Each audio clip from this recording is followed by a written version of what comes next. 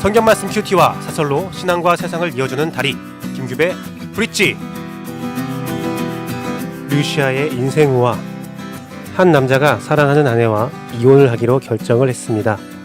그동안 성실하게 살아온 부부였기 때문에 이혼을 의아해하며 랍비는 이유를 물어봤습니다. 남편은 그의 아내가 침실로 염소 2마리를 데리고 들어와 그 냄새와 소리를 견딜 수 없다고 말하였습니다. 남편은 이어 그것뿐만이라면 참겠지만 다음 날 말과 망아지까지 데리고 들어왔다고 합니다. 랍비는 너무 놀랐지요. 랍비가 아는 아내는 그렇게 경우가 없는 사람이 아니었기 때문입니다. 그래서 랍비는 우선 남편을 진정시키며 냄새가 참기 어려우면 창문을 열어 환기를 시키는 것이 어떠냐라고 조언하였습니다. 그러자 남편이 말했습니다. 랍비님, 그것은 절대로 안 됩니다. 창문을 열면 제가 집안에서 키우는 흰 비둘기 90마리가 모두 날아가 버릴지도 모릅니다. 역시 자기 눈에 들보는 보지 못하고 남의 눈에 티끌은 보이는 모양입니다. 정통 기독교 방송의 꿈을 꾸고 있는 반포침례교회 김규배 목사였고요. 오늘 브릿지 시작하도록 하겠습니다.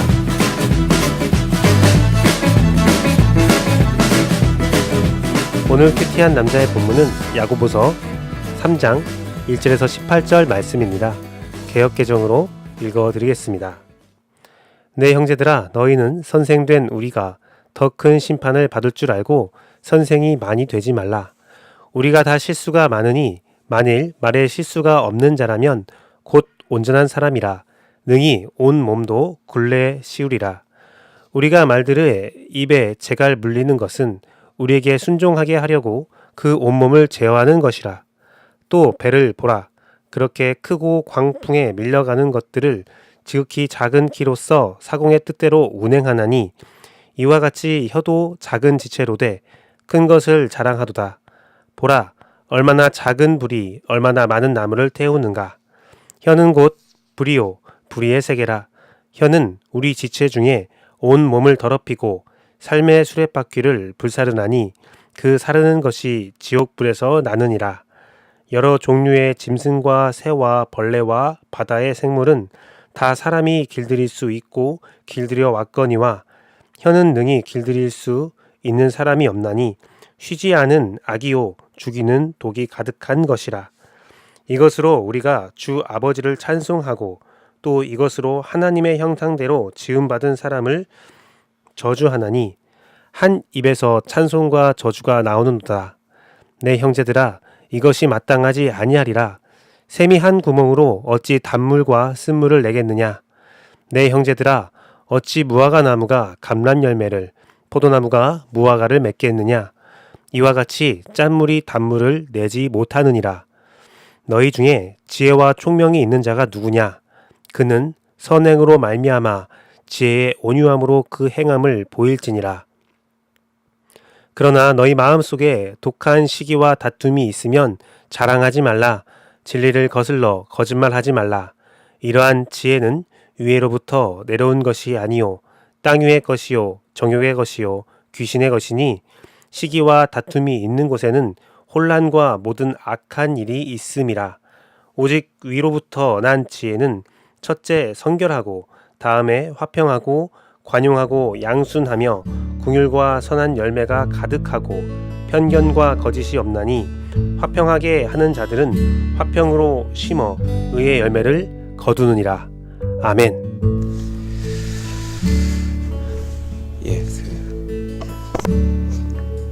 너무 감사합니다. 예배에 참석하시고 함께 기도의 자리에 나와주셔서 너무 감사하고요. 여러분의 삶에 주의 은혜와 은총이 충만하기를 제가 간절히 기도하도록 하겠습니다. 오늘 아침에 나와서 혼자 기도를 하고 있는데 갑자기 그런 생각이 드는 거예요. 내가 스스로 나의 길을 이렇게 걸어가는 것이다라는 생각이 들더라고요. 어떤 생각이었냐면 하나님, 기도를 이렇게 하려고 결심을 했는데 주님께 결심한 만큼 기도를 못하게 됩니다. 하나님, 제가 성경을 이렇게 읽기로 결심을 했는데 제 결심만큼 성경을 잘 보지 못하게 됩니다. 그렇게 회개의 기도를 드리고 있는데 제 마음속에 그런 마음이 들더라고요. 내가 그 길로 걸어갔다. 내가 스스로 침체의 길로 걸어갔다라는 생각이 들더라고요. 제가 더 의지적으로 기도할 수 있는 시간을 확보하고 성경을 보는 시간, 공부할 수 있는 시간을 확보할 수 있음에도 불구하고 내 의지가 연약해서 내 스스로 행하지 못하여서 내가 그 침체의 길로 걸어가고 있는 것이 아닌가라는 생각이 들었습니다. 그래도 감사한 것은 그러한 생각이 들 때마다 하나님께서 다시 한번 나를 깨우치시고 좀 더 주의 길로 걸어갈 수 있도록 인도하고 있지 않은가, 그런 생각이 들었어요. 우리가 여러 가지 환경으로 인해서 기도할 수 없고 우리가 여러 가지 마음의 연약함을 통해서 주 앞에 나아가지 못하는 경우가 많이 있죠. 그것을 알았다면 나의 그 상태를 주님께 고백하며 면밀히 도와주시는 주님께 나아갔으면 좋겠다는 생각을 하게 되었습니다. 그러고 기도를 하는데 하나님께서 이런 마음을 주시더라고요. 규배야, 네가 연약하면 연약하다고 말을 해라. 네가 이것을 못하겠으면 왜 못하는지를 면밀히 고백해라. 그냥 단순히 하나님 지켜주세요, 하나님 함께 해주세요가 아니라 하나님, 내가 육체가 연약해서, 하나님 제가 너무 피곤해서, 하나님 제가 잠이 너무 많아서, 하나님 어떠한 사람 때문에, 어떠한 환경 때문에 라고 면밀히 이야기를 해라. 난 모든 걸 다 알고 있지만 너의 입술에서 그렇게 면밀하게 고백될 때 내가 역사하리라 라는 그 마음을 주시더라고요. 우리도 오늘 기도할 때 면밀히 주님 앞에 나의 상태를 아뢰일 수 있는, 우리 교회의 상태를 아뢰일 수 있는, 여러분 가정의 상태를 다 말할 수 있는 그런 기도가 되기를 원합니다. 한참 정치 활동을 하던 그 루즈벨트라는 영국의 정치인이 있었어요. 다 알고 있겠지만 대통령이 되는 사람인데, 미국이죠. 미국에 정치인이 있었어요. 근데 그 사람이 39세에 그 소아마비가 걸렸다고 하더라고요. 저는 소아마비가 어렸을 때만 걸리는 병인 줄 알았는데, 그리고 루즈벨트 대통령이 원래 선천적으로 좀 몸이 불편하신 분이 아니었던가라는 생각을 했었었는데, 알아보니까 39세. 그분들은 만으로 따지잖아요, 미국은. 딱 제 나이 때예요. 제 나이 때 소아마비가 걸린 거예요. 제가 39이거든요, 만으로. 아직 40이 아닙니다. 만으로 39세에 병이 걸려서 보행이 곤란해졌대요. 그래서 그는 다리에 쇠붙이를 붙이고 고정한 채 휠체어를 타고 다녀야 했다고 이렇게 기록되어 있습니다. 절망에 빠진 그가 방에서만 지내면서 이렇게 시리에 빠져 있었대요. 생각해보면 저도 그럴 것 같아요. 가장 왕성할 나이가 될 수도 있고, 정말 한참 정치활동을 해야 할 나이에 소아마비가 걸려서 거동을 하지 못하는 상태가 되면 정말 힘들 것 같아요. 마음적으로, 심적으로 굉장히 힘들 것 같은데, 그의 아내의 이름이 엘레나라는 그 이름을 가지고 있는데, 그 엘레나 여사가 하루는 비가 세차게 내리고 비가 그친 그 맑고 개인 날에 그 남편을 데리고 휠체어를 걸으면서 정원으로 산책을 나갔다고 합니다. 그리고 그 남편에게 좀 길을 살려주기 위해서 이런 말을 했대요. 비가 온 뒤에 반드시 이렇게 맑은 날이 온다. 당신도 마찬가지입니다. 뜻하지 않은 병으로 다리는 불편하지만 그렇다고 당신 자신이 달라진 건 하나도 없습니다. 여보, 우리 조금만 더 힘을 냅시다. 이런 긍정적인 말을 했는데 그 받아들이는 사람은 또 그렇지 않잖아요. 그래서 루즈벨트가 이렇게 대답을 했대요. 하지만 이제 나는 영원한 불구자입니다. 그래도 나를 사랑하겠습니까? 라고 물어봤대요. 그랬더니 아내가 이런 말을 했대요. 아니 무슨 그런 섭섭한 말을 하냐. 그럼 내가 지금 당신을 지금까지 다리만 사랑했냐.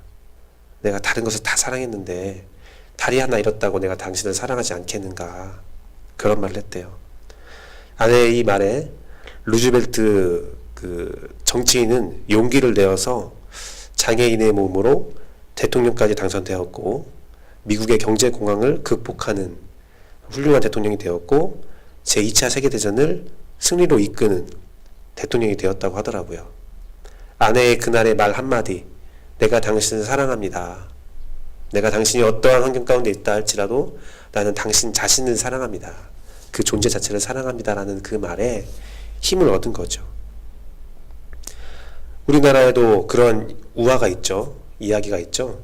박돌쇠라는 백정이 이렇게 정육점을 하고 있었어요. 그런데 한 양반이 야 돌쇠야 고기 한 근 끊어다오 딱 말했다고 해요. 또 한 양반은 와서 박서방 고기 한 근만 떼어주시오 딱 그렇게 말했다고 합니다. 그랬더니 박서방이라고 불렀던 그 양반에게는 더 많은 고기를 주고 돌쇠라고 불렀다는 그 양반한테는 고기를 조금만 줬다고 하잖아요.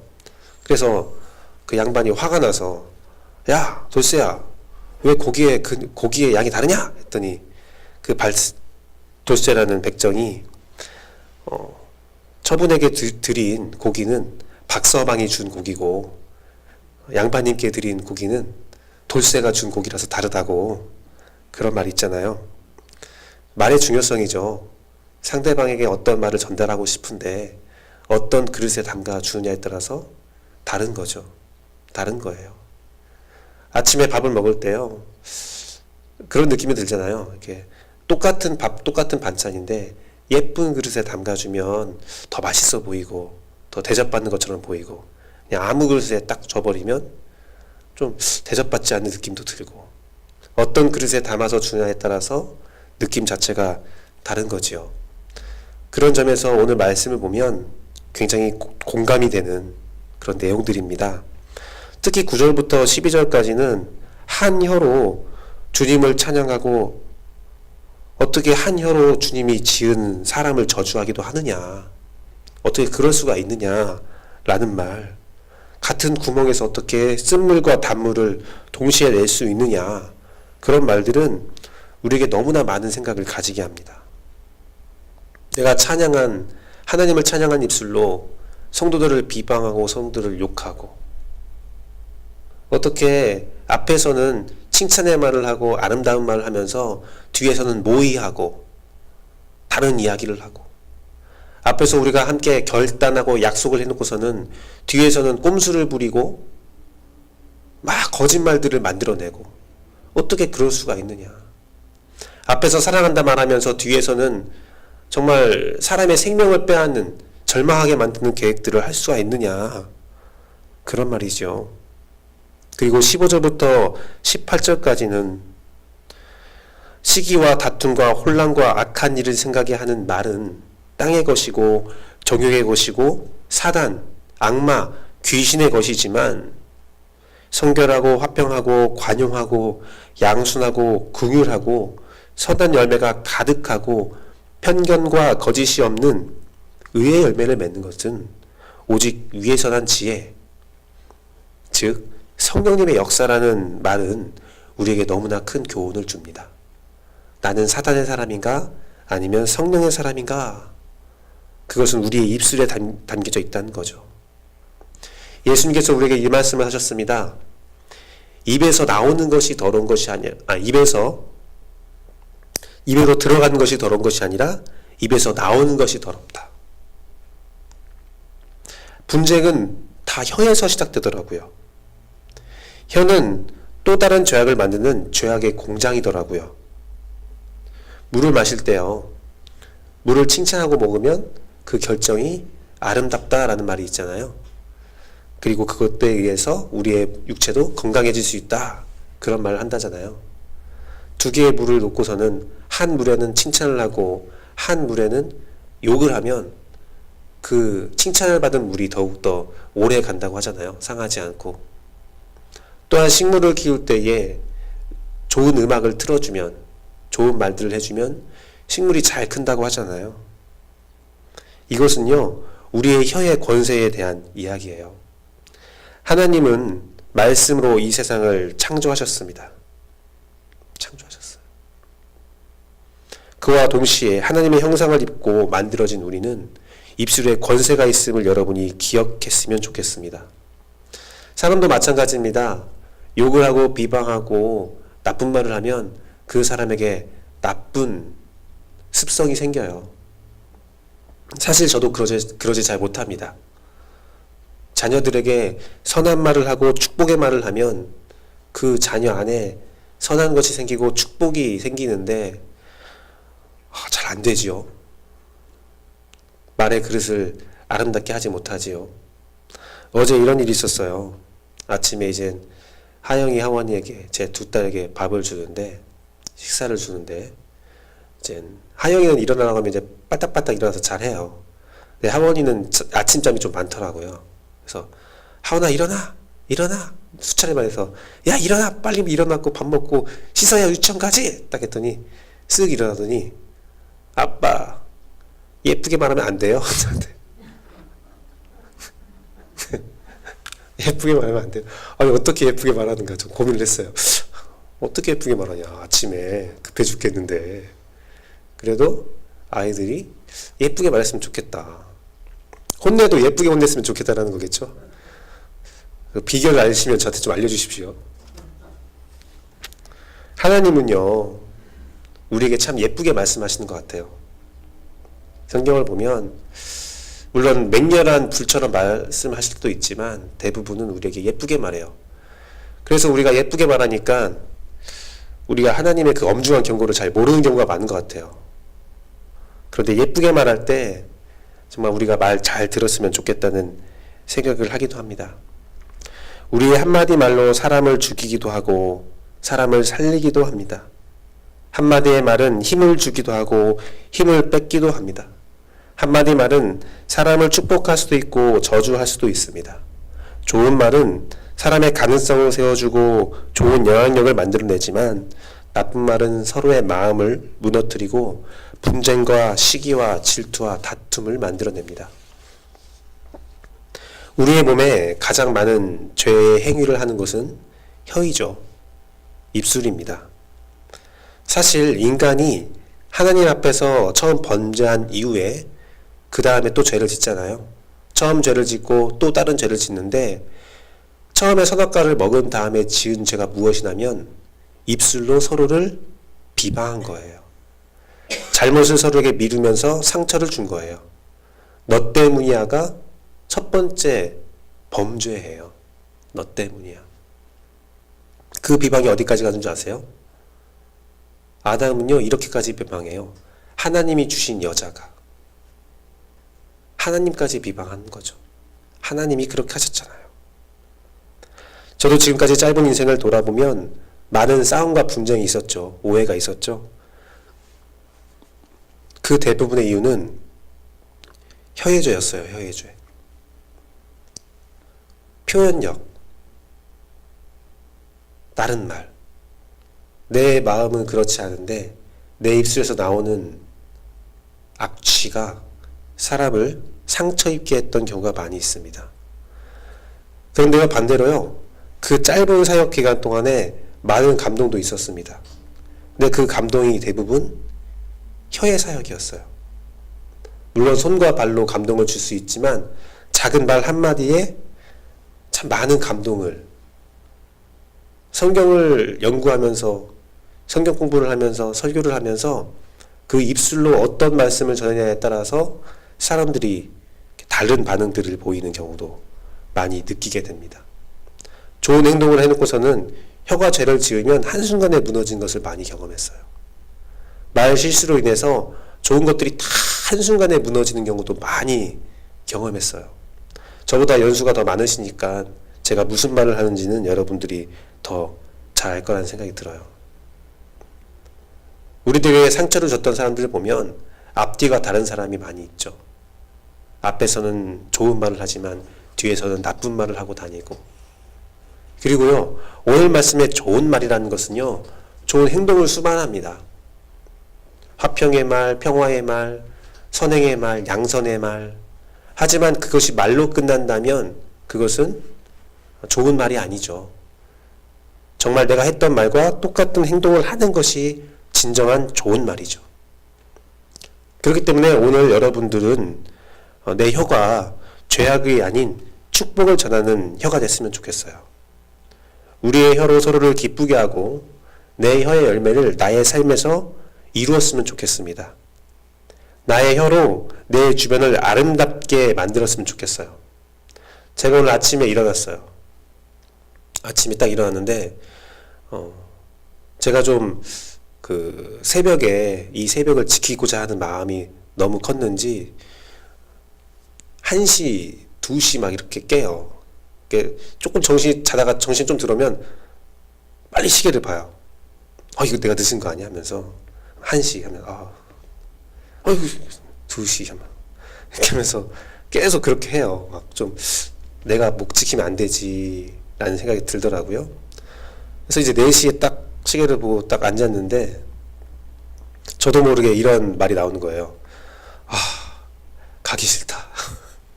가기 싫다. 힘들다. 오늘은 쉬고 싶다. 오늘 저에게 설교를 써놓고서는 제가 그래서 회개했습니다. 아침에 일어나면 불평보다는 감사한 말을 하자고 써놓고서는, 사람을 만나면 칭찬과 감사를 먼저 하자고 해놓고서는, 여러분 오늘 만나는 사람에게 축복을 전했으면 좋겠어요. 그리고요, 제가 여러분들에게 좀 부탁드리고 싶은 게 있는데요. 아침에 거울을 보면 그 사람에게 축복해 주세요. 여러분 자신의 축복하는 게 좀 인색하는 경우가 많은데, 거울 보면 이제 씻다가 거울 보면 축복해 주세요. 내 안에 성령님이 역사하신다. 네가 다니는 교회가 제일 좋은 교회야. 네가 다니는 교회가 성령 충만한 역사가 일어날 거야. 누군지 모르겠지만 네 부모와 네 자녀가 성령의 인도함 가운데 강건할 거야.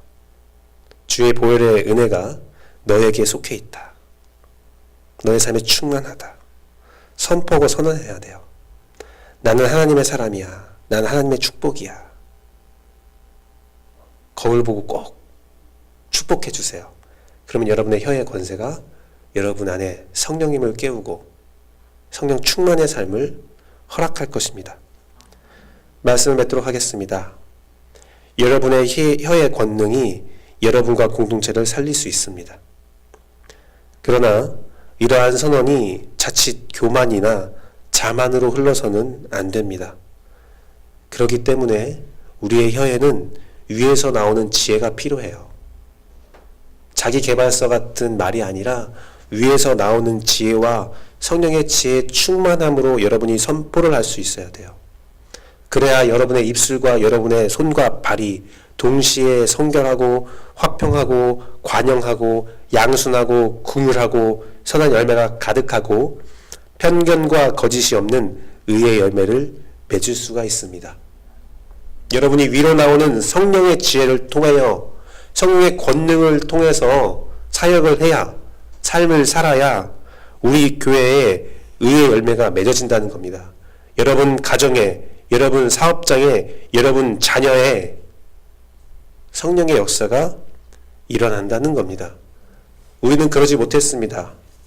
우리는 그냥 인간의 지혜로, 인간의 의지로 행하였습니다. 지금까지 성령의 역사를 몰랐어요. 성령의 역사를 의지하지 않았어요. 위에서 나오는 지혜가 아니라 땅에서 나오는 지혜였기 때문에 그 결과는 분쟁이었고 그 결과는 무너짐이었어요. 똑같은 실수를 반복하지 맙시다.